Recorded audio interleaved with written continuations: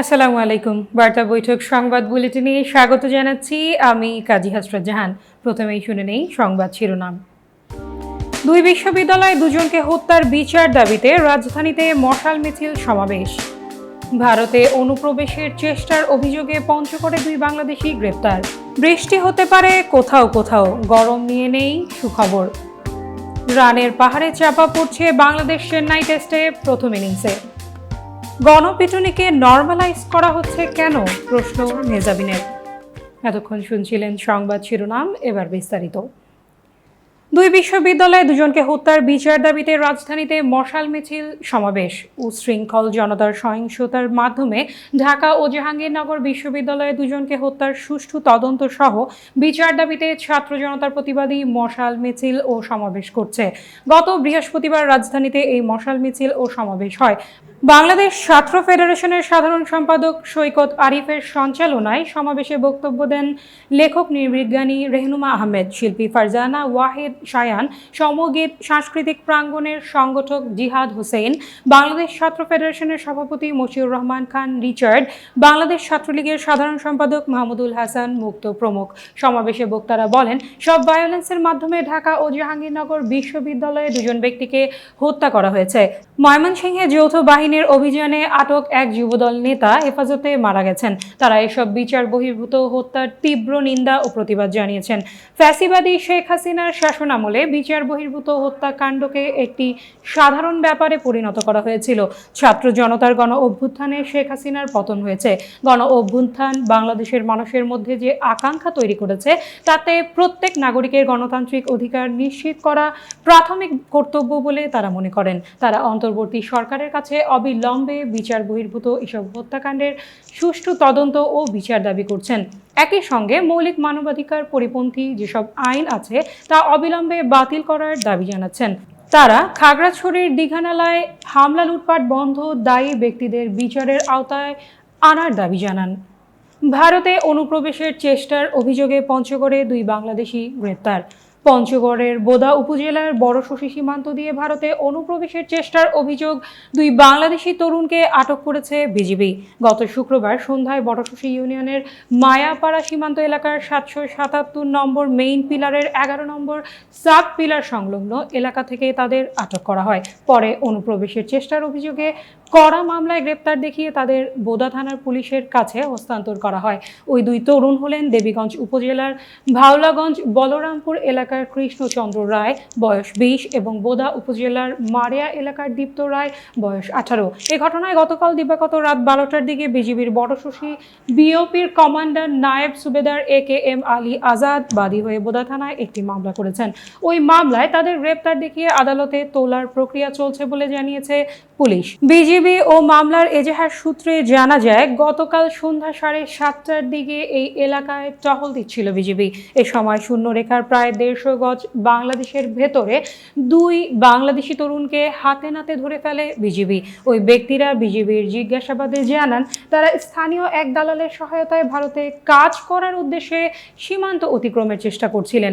এজন্য তারা 5,000 টাকা করে দালালকে দিয়েছেন। তবে তাদের আটকের সময় ঘটনাস্থলে ওই দালালকে খুঁজে পায়নি বিজিবি।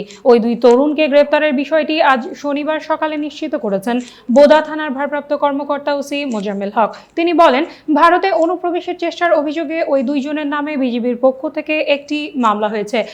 এই মামলায় গ্রেপ্তার দেখিয়ে ওই দুই তরুণকে আদালতে হাজির করার প্রক্রিয়া চলছে। বৃষ্টি হতে পারে কোথাও কোথাও, গরম নিয়ে নেই সুখবর।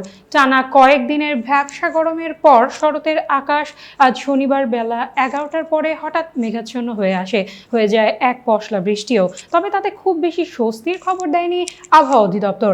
আজ সকাল থেকে সন্ধ্যা 6টা পর্যন্ত ঢাকা ও আশেপাশের এলাকার আকাশ অস্থায়ীভাবে মেঘলা থেকে মেঘাচ্ছন্ন থাকতে পারে বলছে আবহাওয়া অধিদপ্তর। ঢাকা সহ সারা দেশের কোথাও কোথাও এমন বৃষ্টি হতে পারে, তবে এই বৃষ্টিতে গরম খুব বেশি বেশি কমবে না বলছে আবহাওয়া অধিদপ্তরের পূর্বাভাস।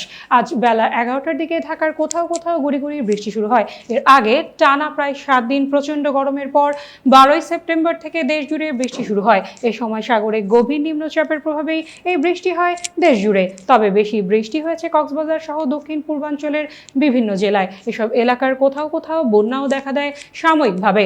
তবে গত সোমবার থেকে আবার তাপমাত্রা বাড়তে শুরু করে। সারা দেশের ওপর দিয়ে মৃদু থেকে মাঝারি ধরনের তাপপ্রবাহ বয়ে যাচ্ছে এবং তা অব্যাহত থাকতে পারে।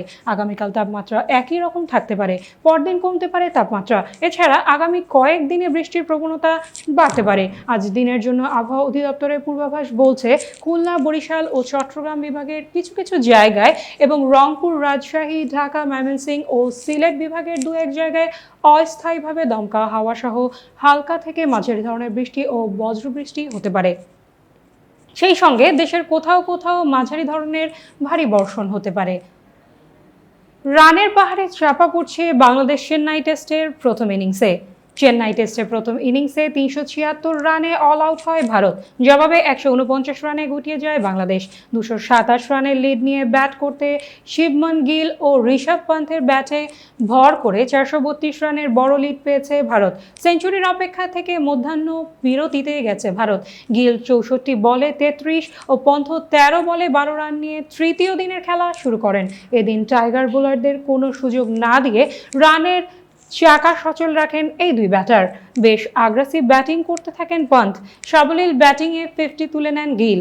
তারপরেই 50-র দেখা পান পন্থ।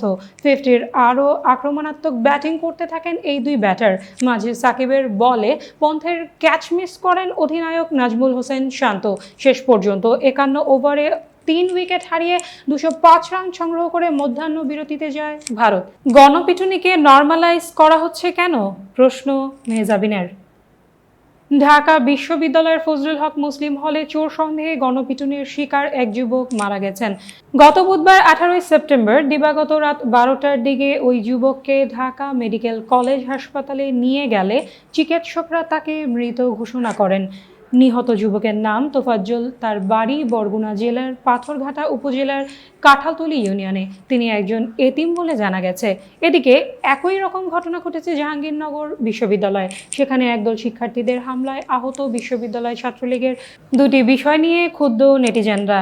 সামাজিক মাধ্যমে চলছে জোর প্রতিবাদ। সেই দলে যোগ দিয়েছেন অভিনেত্রী মেহজাবিন চৌধুরী। প্রশ্ন তুলেছেন তিনি। নিজের ফেসবুকে লিখেছেন, গণপিটুনিকে নর্মালাইজ করা হচ্ছে কেন? মেহজাবিন ছাড়াও শোবিজের অনেকে গণপিটুনি নিয়ে ক্ষোভ প্রকাশ করেছেন। নির্মাতা আশফাক নিপুণ পরিমণিও আছেন তালিকায়। এছাড়া কণ্ঠশিল্পী আহমেদ হাসান সানি ঘোষণা দিয়েছেন, হত্যার বিচার না হওয়া পর্যন্ত ঢাবি ও জাবিতে যাবেন না তিনি। এতক্ষণ বার্তা বৈঠকের সাথে থাকার জন্য ধন্যবাদ। নতুন নতুন তথ্য ও আপডেট পেতে বার্তা বৈঠকের ইউটিউব চ্যানেল ও ফেসবুক পেজে সঙ্গেই থাকুন।